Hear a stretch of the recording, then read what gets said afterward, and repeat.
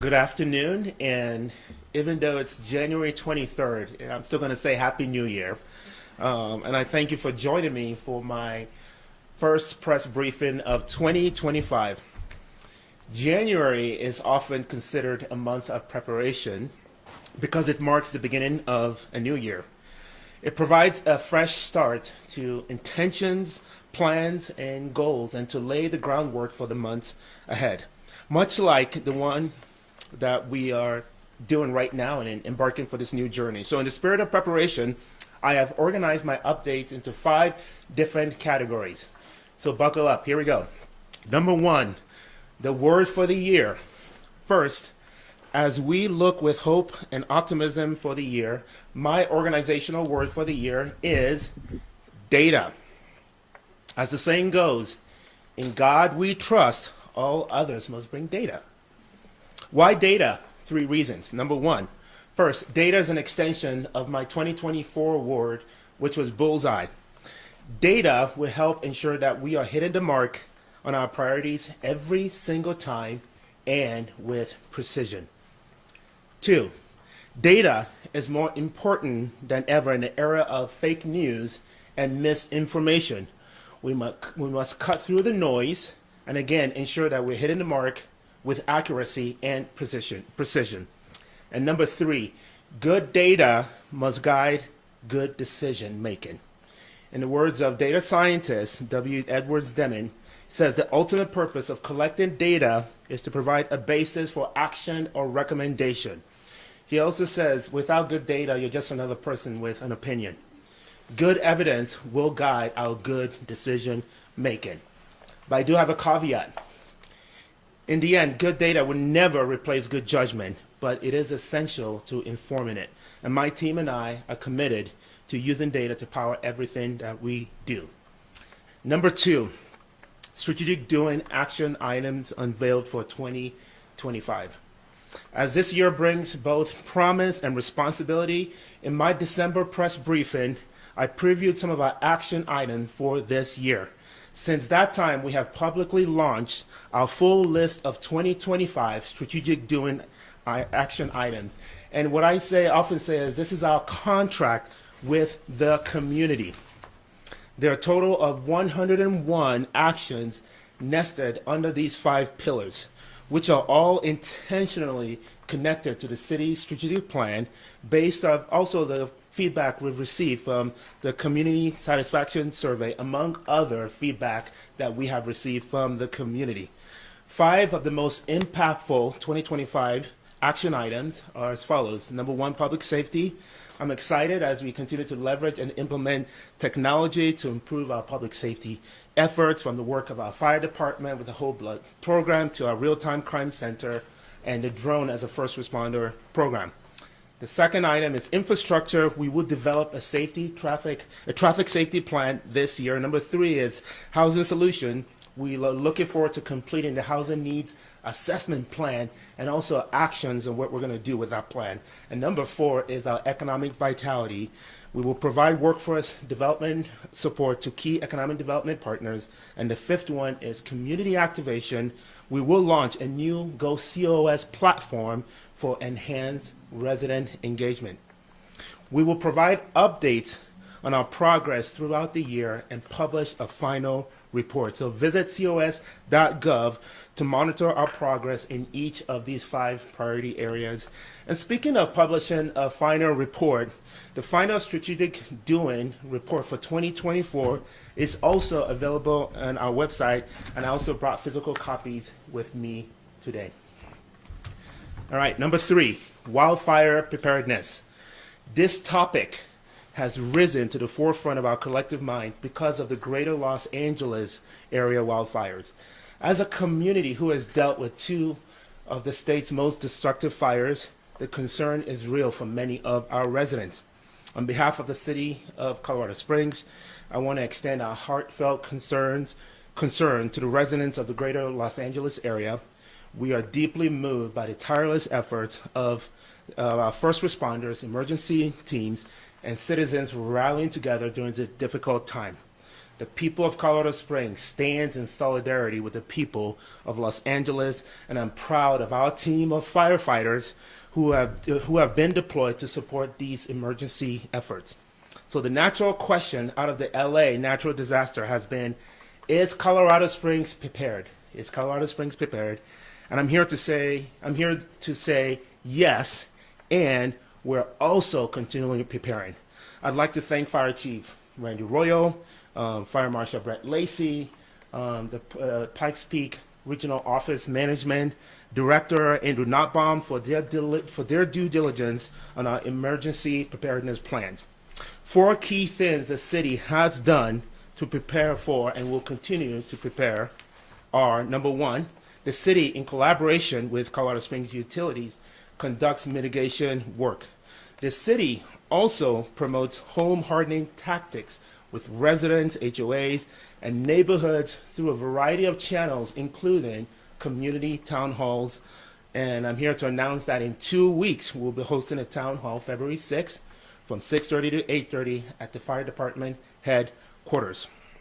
In terms of mitigation, I want to highlight the city's recent work in Stratton Open Space, Austin Bluffs Open Space, and Fisher's Canyon. Additionally, Colorado Springs Utilities strategically mitigates areas to protect our utilities. We also hold annual evacuation drills, and we have improved our ability to provide emergency notification in multiple language. And the 4th item in terms of what the city is doing is through the Pikes Peak Regional Office of Emergency Management, we continually plan and evaluate the best ways to respond to wildfire. This includes coordination between agencies, public safety messaging, and advanced evacuation planning that leverages new technology. More to come on that. That said, it is important to remember that our collective primary focus in a wildfire event is preservation of life. I cannot state that enough. While rebuilding homes and losing possession is devastating, it does not compare to the loss of a family member, friend, or neighbor. Our number 1 priority in all of this work is saving the people impacted by wildfire. There are also many things residents can do to prepare, and I'll share 3 of them today. Number 1 is, first, please sign up for Peak Alerts, peakalerts.org, to receive official emergency notifications based on your home, work, or your children's school or more. You can pick to receive these alerts via text messages, emails, or phone calls, and you will receive these notifications no matter if you're at home or at work or on vacation. Number 2, create a go bag like in my household we do have. Identify items and be ready to leave as soon as evacuation is recommended by emergency officials to avoid being caught in a fire, smoke, or road congestion. Download these plans or checklists at coswildfire.org. And the 3rd one is, know if you live in a wildland-urban interface and how to practice mitigation techniques. And you can find that at coswildfire.org. All right, next is cold weather response. Another key and relevant area related to preparation is the coordination of around regional response to the Arctic blast that happened this past weekend. Our Office of Emergency Management provides leadership to the coordination of these efforts. The Colorado Springs Fire Department Homeless Outreach Program leads the city's support of individuals and families experiencing homelessness during periods of extreme cold. Along with my homeless and housing my homeless response and housing department and the Colorado Springs Police Department, Homeless Outreach Team, and the El Paso County Sheriff's Office, they all help coordinate the dissemination of available resources to residents experiencing homelessness. I can't brag enough of our public works crew who work hard to keep our streets clear and safe as possible, and our mountain metro transit folks who work actively through the night and morning to assist with transportation. The City of Colorado Springs collaborates with many partners across the region to assist residents experiencing homelessness, and we have committed $40,000 to assist Hope COS for cold weather sheltering. 6 local shelters were open for this cold snap, and 824 individuals were sheltered, and we still had another available capacity of 306 beds. It takes a village to bring hope and to save lives, and I'm grateful for the excellent work of our many agency partners. I personally visited a Hope COS warming shelter at Sanctuary Church in Old Colorado City. I was moved by the servant leadership of Melissa Oskin. She is the executive director of Hope COS, and also got to interact with the dozens of volunteers banded together to serve our residents in need. It was also impactful for me to hear directly from individuals being sheltered to better understand their journey and their needs as well. I do want to personally thank everyone who made a donation of goods, time, or money to help those in need in our community this week, and together we saved lives. And yes, you can still make donations. Items needed include hats, gloves, underwear, boots, hand and feet warmers, and more. And the fifth and final item is my trip to Washington, D.C. Another way I'm preparing for this new year is to make sure that Colorado Springs has a seat at the table in the decisions that impact us on the state and federal level. As the saying goes, if you're not at the table, you're on the menu, and I don't want us to be on the menu. I was in Washington, D.C. late last week to meet with leaders from both sides of the aisle to talk about the support that our city needs and expect. This included time with the newly sworn Congressman Jeff Crank, who was also recently appointed to the House Armed Services Committee and is working closely to help us communicate the importance of keeping U.S. Space Command where it belongs, right here in Colorado Springs. This is why I'm also proud to be part of the U.S. Conference of Mayors, and I took part in their winter meeting while I was in D.C. I have established important connections and open lines of communication with mayors across the country to learn from them and also to share with them. I also connected with the president of the National League of Cities, Steve Patterson from Ohio, to discuss how our city can partner with them to let our voice be heard in DC on issues that are important to the city of Colorado Springs, like public safety, transportation, and disaster preparedness. I had also planned to attend President Trump's inauguration to ensure that Colorado Springs has a seat at the table, but as you know, the ceremony was moved inside.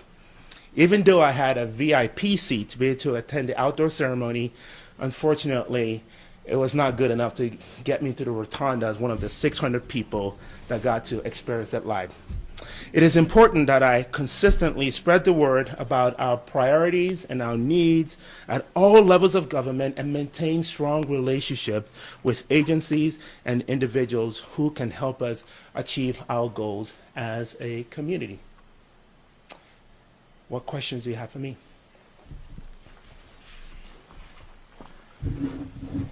Mayor. City council candidates have filed. Will you be endorsing any of them for the April election? That's a great question. I believe we have 17 candidates that have filed, and 6 of them still have signatures to be cured. So we're talking potentially 23 candidates running, and at least 2 in every district. So that's great. And I want to thank every resident that has stepped up to serve. I know here tomorrow in this room, we'll be doing the picking the names out of a hat in terms of the placement of on the names on the ballot. And so we're paying attention to the race. We're paying attention to who's running, and I'm looking forward to my new colleagues that I'm going to be working with come April. So no endorsements? Do you expect to? No public endorsements, but that could always change. But for now, I'm paying attention, and I've actually met with most of the candidates running, because as you know, it's important for me as mayor to be able to work well with whoever wins, and so that's also a value that I keep in mind as well. Gotcha. And one follow-up to that: most of the current city council members are not running for re-election, despite them being eligible. What does that say about the current operation of city council and just the direction of the city overall? I think it speaks less to the direction of the city and just speaks more to the nature of the job. It's hard work. I know it firsthand. I feel it every day.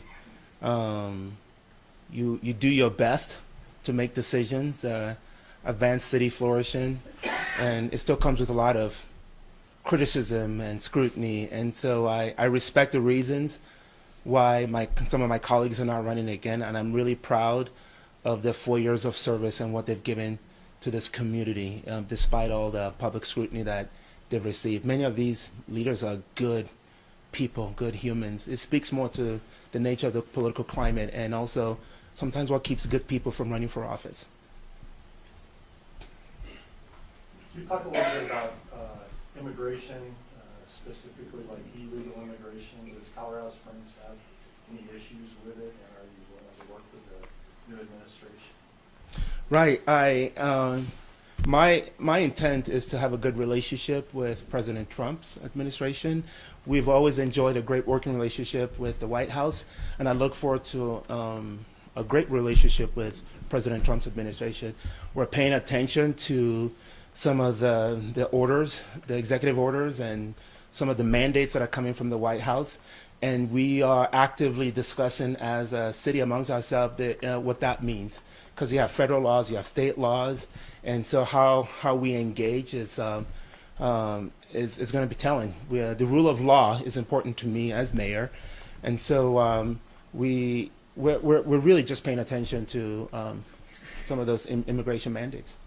And you mentioned too that you met with Jeff Crank too when you were in DC. I'm guessing that came up also. Or can you talk about that? Actually, that did not come up. Believe it or not, a lot of what Congressman Crank and I talked about, believe it or not, was U.S. Space Command, the status of that. One of the things when we talk about the president's the president's executive orders, one of the things I'm really excited is that there were rumors that one of them would be about moving U.S. Space Command, and that has not been the case. So, knock on wood, fighting to actively ensure that it's here, working collaborative across the aisle, working even with the president himself, not directly, but with Colorado congressional members that have access to President Trump. So we talked about that. We discussed some of the grants, outstanding grants that the city is dependent on to advance some of our priorities around transportation, infrastructure, public safety. So a lot of the meeting was centered around that conversation, because those are things that we know. When it comes to the immigration conversation, there's a lot that we don't know, and frankly, there's a lot that has not been asked of me yet. So most of my engagement with this topic has been more or less speculation. And just for the record, Colorado Springs, sanctuary city not? Colorado Springs is not a sanctuary city and will not be a sanctuary city, and I have no intent to make it a sanctuary city. Kind of building off the same topic, it was about a year ago where we saw bus carrying migrants arrive here in the area. Has anything like that happened recently or within the past year since then? I want to be clear that there was never a bus of migrants that arrived. We received a lot of rumors and we took every single one of those stories seriously. And unfortunately, I call it a waste of taxpayer money. This is why this mayor is laser focused on data and the work ahead of us. And as we engage in rumors, there's a cost to the city. So no bus of migrants arrived in our city. I know Denver has experienced that. Now, that said, we have had migrants sprinkle into our community with and we know that primarily because of our nonprofit providers who work in the space of homelessness. We haven't seen any increase since February, when it was that month last year where it was a hot button issue. But we're paying attention to it more than anything. I'm truly proud of Andrew Nottbaum and his team and the table exercises that we do to just ensure that we're ready for any kind of emergency, whether it's a bus load or wildfire, or recently we're talking about the impact of wind, as we're seeing in the LA fires, in terms of how that really, accelerate and the impact of that with fires. So we're always ready. We're always ensuring that we are ready. And I hope and don't expect to see a busload of migrants. And then building off of that, is there any plans to track immigration or migrant status here in the area? Say that again? Is there any plans to track like immigration or migrant Oh, to status track. here in the area? We have no way of tracking it, and partly because immigration and immigration laws and activities are a federal responsibility, and so that is not something we currently track. But we have good communication with our nonprofit providers. So that is something to our Office of Emergency Management did last year. We were just kind of tracking who they were serving at the time, and we've seen those numbers go down. Have you seen, in talking to them, you've talked a lot about the nonprofits, in just a couple of these answers, obviously that was kind of what you referred to last year when you talked about this situation back in February. Have you had any conversations with them about any concerns that they may have about the people that they serve, given what has kind of transpired this week at the federal level? Not as a recent. Last year, believe it or not, they were tracking it, but no real concern, just because we haven't had the influx like some other Colorado cities have had. Right now, I haven't heard from them. There are no concerns right now, and we don't expect any concern. That said, preparedness is a top priority of mine. We'll always be prepared. Earlier this week, the Teller County Sheriff mentioned he was aware of some kinds of operations that may be taking place in Colorado. In between your trip to D.C. And just in the last week, have you heard of any sort of federal enforcement that may come to southern Colorado? Not that I'm aware of. I'll tell you what I've done is and my chief of police is assisting me. What I'm doing is to bring in a number, like our local law enforcement folks. So to connect with Joe Roybal, our county sheriff, and Michael Allen, DA, just so that we understand, again, preparedness, so that we understand what the laws are around immigration, but also less even just undocumented migrants, more around law enforcement dealing with undocumented residents who may have committed crime. I think that's more of truly a hot button issue, and we just want to further understand how we respond. We actually spoke to some undocumented folks here in Colorado Springs yesterday. Is there anything that you want to say to them, or I guess anything you want to address directly to those individuals? Yeah, and one of the things I want to make clear is that we're a nation of immigrants. It's part of who we are as a country. This mayor came in as an immigrant, and immigrants add to the quality of life and vitality of this great city and region and of our great country. So I'm grateful for so many of them that are adding to the flourishing of our community. And it's important that we separate facts from gossip, facts from fiction. So there's a lot of chatter right now. And like I told the pastors of our community when they asked me this question, I met with pastors about 2 weeks ago, and I said, what I do expect is what I pay attention to, and what I'm seeing come out of the White House is more around the safety of our nation and public safety. In the same way as mayor, safety is a top priority of mine. And when people commit crime, whether they're U.S. citizen or foreign-born, it doesn't really matter. We hold them accountable. And I would encourage them not to fret, but to say, I believe that is truly the focal emphasis of the immigration conversation right now. Mayor, we know last legislative session, El Paso County Sheriff Joe Roybal was one of the people pushing to kind of repeal current law that limits him from working with federal immigration authorities. Are you on that same path? Are you hoping to see legislation introduced this session to take away those limitations? Yeah, I will speak for myself, not for the city of Colorado Springs. And my perspective truly aligned with the governor's perspective. When it comes to the safety of my community, yes. One of the challenges that we have right now is the current law as it is written really prevents us from working with the feds when it comes to criminals. And I want to be clear that I'm talking about people who commit crime. Again, whether you're U.S. born or U.S. citizen or foreign born, we must hold you accountable. And if that leads to further action by the federal government, I welcome that. And so it's one of the things I do know our county sheriffs are trying to figure out, because their hands are tied in terms of how to deal with crimes. Yeah. Just from my understanding, you're saying yes, the sheriff's office should be able to communicate with, say, ICE if they have someone who's an undocumented individual. When they have someone who's an undocumented individual who's committed crime, absolutely. Yeah. And saying you agree with the governor, that was from his State of the State address, where he kind of That was from the made state. that sentiment kind of clear, which was kind of different from years past. Yes. Gotcha. Yeah, because the governor has expressed his desire for Colorado, the state of Colorado, to be one of the top 10 safest states in the country. He said that repeatedly. And the U.S. News and World Report, I think as of last year, reported it wasn't a great report of Colorado in terms of safety. I think we're on the bottom of that list. And it's something that we must take seriously. The safety of my residents, it's a top responsibility of mine. It's a top responsibility of government. Nobody else has that responsibility but government, whether it's local, state, or federal. So I share that sentiment of the governor that that's of top priority. Again, whether you are an American citizen or you're foreign-born or here undocumented,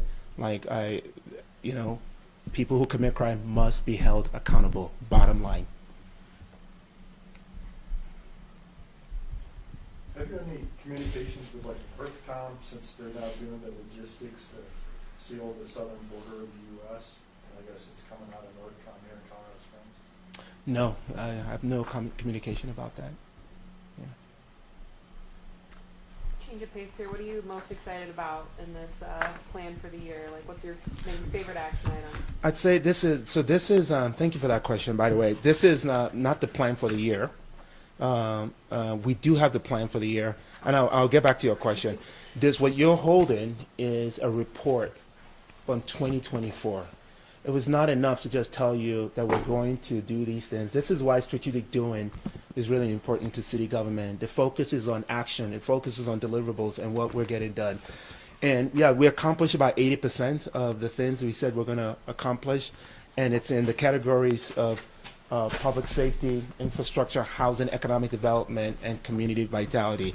Because I'm speaking to the public, I do want to, again, give them kudos for really taking their mental health seriously and ownership around that. The U.S. Surgeon General has called that one of the biggest crises of our time, and an unhealthy mind still remains the root cause of many of the challenges that I deal with as mayor, whether it's domestic violence or abuse or homelessness or teen suicide. And if we don't take care, if we don't go upstream, we will, at the end of the day, there's a financial cost to the city. I've been clear that I don't want to just be in the business of responding to 911 calls. I also want to help prevent some of these incidents from happening in our community. So that's what I'm really excited about. In 2025, like I mentioned earlier, in each of these categories, I highlighted a few things.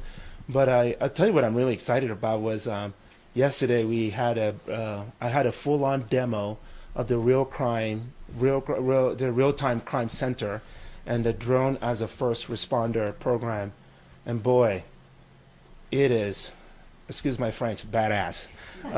It really just opens a lot of opportunities for us in the area of public safety to improve our response time, to have just eyes on the issue even before our officers get there.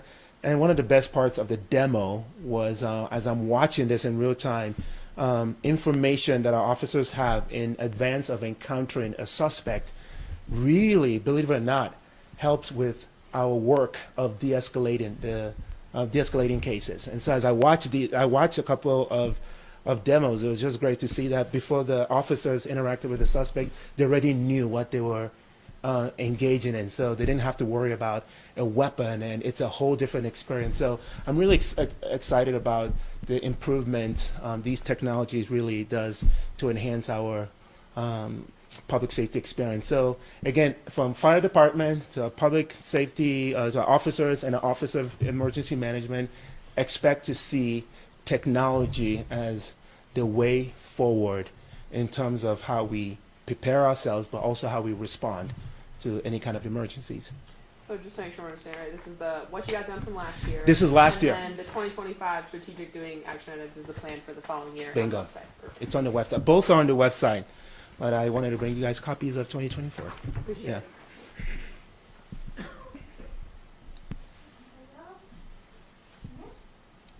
Thank you for your time today. Appreciate you guys. Thank Yep. you.